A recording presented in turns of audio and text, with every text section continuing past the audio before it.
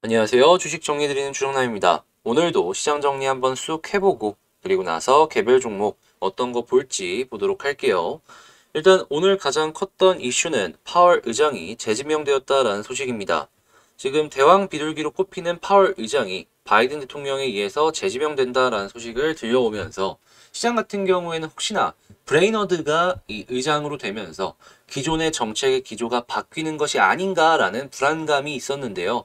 근데 이러한 불확실성이 해소가 되는 모습을 보여주면서 장중 한때 지수 같은 경우에는 올라가줬던 모습을 확인을 할 수가 있습니다. 근데 다만 국채금리 상승이 이 장중 또 나타나주는 모습을 보여주면서 일부 종목들은 떨어지는 모습으로 연관이 되어가지고 확인을 할 수가 있었네요. 이번 파월 의장 같은 경우에 재지명되면서 상원의 인준을 받으면 의회가 맡긴 책무를 다하기 위해서 권한대 모든 것을 다할 것을 서약한다라고 하고 경제와 강력한 노동시장을 지원하고 더 높은 인플레를 막기 위해 우리의 도구를 사용할 것이다 라고 밝혔습니다.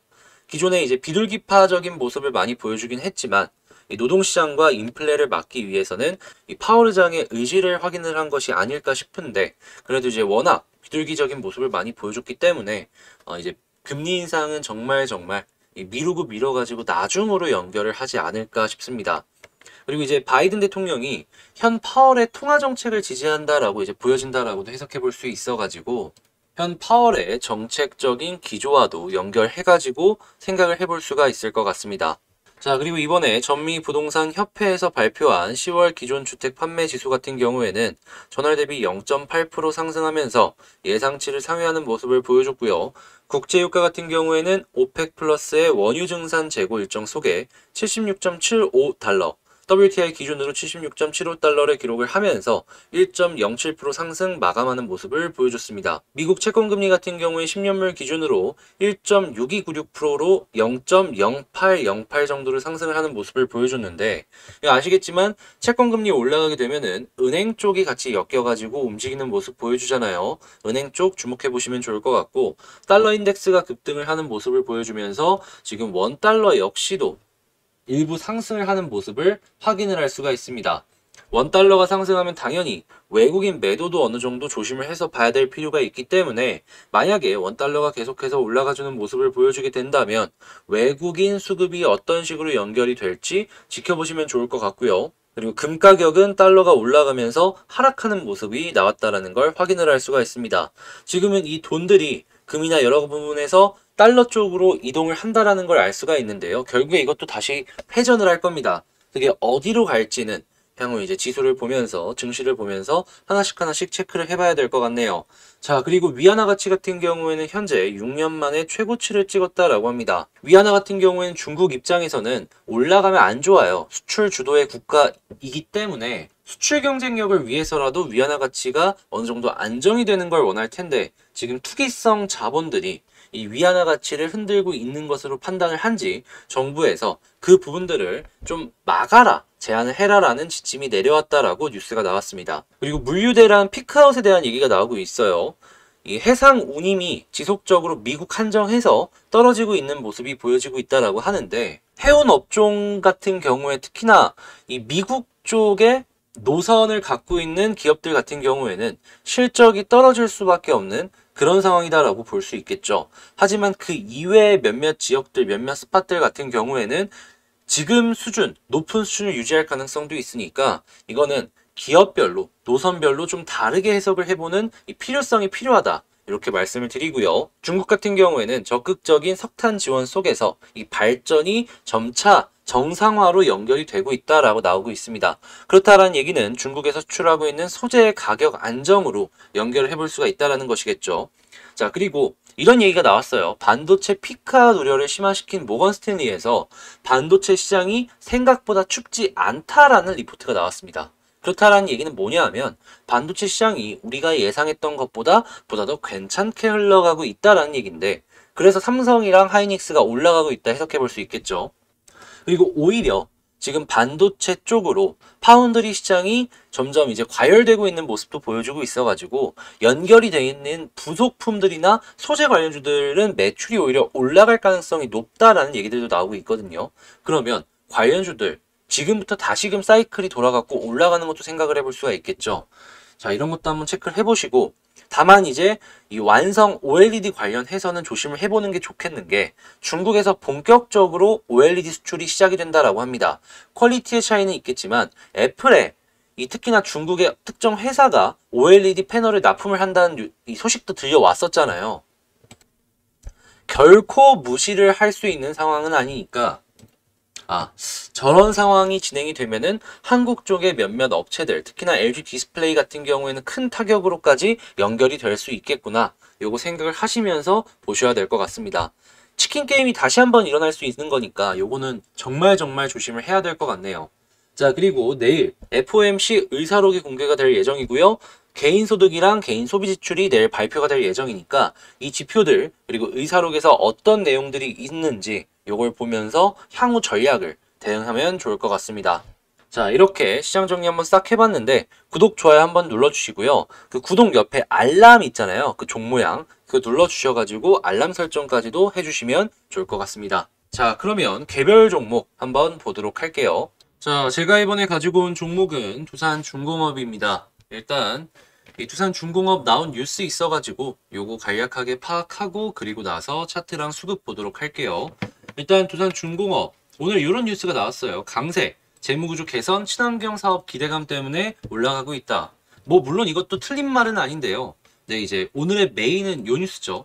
한국 수력 원자력, 체코 및 폴란드 원전 수주에 전력 질주를 달리고 있다. 그러니까 이게 뭔 소리냐면 지금 체코랑 폴란드 같은 경우에는 원전을 지금 발주를 내놓은 상황이에요. 그리고 한국 같은 경우에는 이 물량을 수주를 받아가지고 어떻게든 우리가 공사를 진행을 하려고 하는 상황이고 말이죠.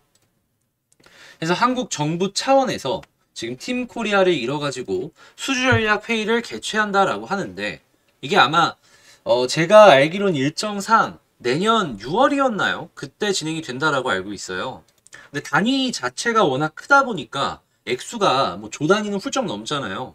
그래서 이거 하나만 하더라도 한국 이 원자력 사업 전체로 보았을 때 굉장히 큰 활기로까지 연결을 해볼 수가 있지 않을까 싶은데 이 한국 원자력은 프리미엄을 한 가지를 더 생각을 해봐야 될 게 있죠. 미국과 같이 움직인다는 거.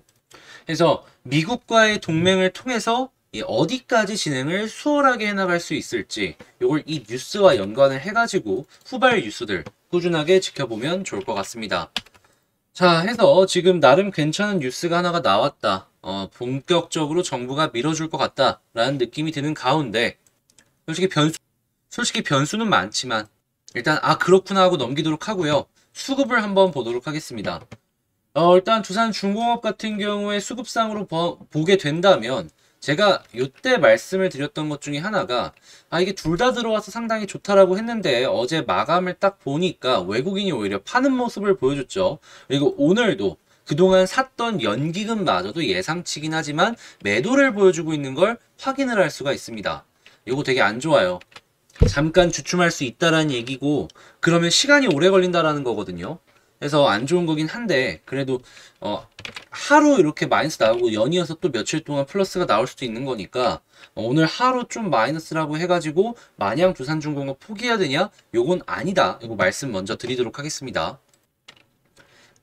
자, 그러면 여러분들의 수급을 통해서 지금 봐야 될 건 뭐냐 하면 내일이나 아니면은 다음 주 플러스가 며칠 연속으로 지속이 되냐 요걸 보시면 될 것 같아요. 이 윗꼬리 같은 경우에는 그냥 단타성 자금이 먹고 나온 흔적이라고도 볼 수 있을 것 같고 말이죠. 그냥 그 정도로 그냥 얘는 이렇게 연결해서 해석을 해볼 수 있겠구나라고 보시면 되겠고요. 차트를 보자면 일단 객관적으로 지금 여기가 어떤 상황인가 요걸 말씀을 드리자면요. 장기적으로 본다면은 올라가고 있는 게 맞아요. 우상향하고 있는 게 맞는데 단기 추세가 꺾여 있는 상황이에요. 그러니까 요 꺾인 걸 돌리기 전까지는 쉽게 올라가기는 힘들 것 같다라는 게 지금 이 위치다라는 것이거든요. 그러면 이 꺾이는 이 21선이 다시 위로 올라가기 위해서는 지지라인으로 어디를 봐야 되냐 요걸 찾아야 되는데 저는 딱 보여지는 게 여기입니다. 61선과 91선이 겹쳐 있는 부분 가격상으로 22,500원 골든크로스가 나오기 시작을 했죠. 여기를 가장 핵심의 지지라인이다라고 보시면서 이 전략을 짜나가야 될 것 같다. 요거 말씀드릴게요. 혹은 반등을 하는 경우의 수를 한번 생각을 해보면요. 일단 첫 번째, 그냥 지지를 받고 올라간다. 이걸 첫 번째로 생각을 하면 될 것 같고요. 두 번째 같은 경우에는 이탈을 했다가 올라간다. 이걸 두 번째로 생각을 하면 될 것 같은데, 두 번째 모양이 나오게 되면은 요거는 배드예요. 배드. 왜냐면 마음고생을 시켜주기 때문에 배드다. 하지만 이런 모습이 나오게 된다면, 진짜 반등까지도 연결이 된다면 개미 털기 후에 올리는 것이기 때문에 보다 더 강한 상승까지도 연관을 엮어서 볼 수 있어서, 자, 이렇게 보고요. 떨어졌다가 올라가나 싶더니 떨어지는 모습이 보여지게 된다면 241선 부근까지 빠질 수 있기 때문에 진짜 여기까지 떨어지게 된다면 너무나도 안 좋은 상황으로 연결가 될 수가 있겠다 해서, 이걸 지켜주느냐, 이 부근을 지켜주느냐 마느냐에 따라서 그려볼 수 있는 그림이 이렇게 된다라고 정리를 해볼 수가 있겠습니다. 자, 그러면 지지를 받고서 올라가게 된다면 저항이 어디 있을까부터 먼저 체크를 했을 때 21선 부근과 이 매물대 상단이 겹쳐가지고 저항이다라고 볼 수가 있거든요.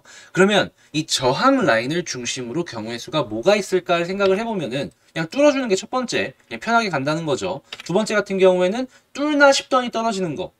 이거는 그냥 애간장 태우는 거죠. 만약에 뚫고서 떨어지는 모습이 나올 수 있기 때문에 저 같은 경우는 21선이 완전히 위쪽으로 돌기 전까지는 추가 매수나 이런 것들을 잘 안 하는 편이거든요.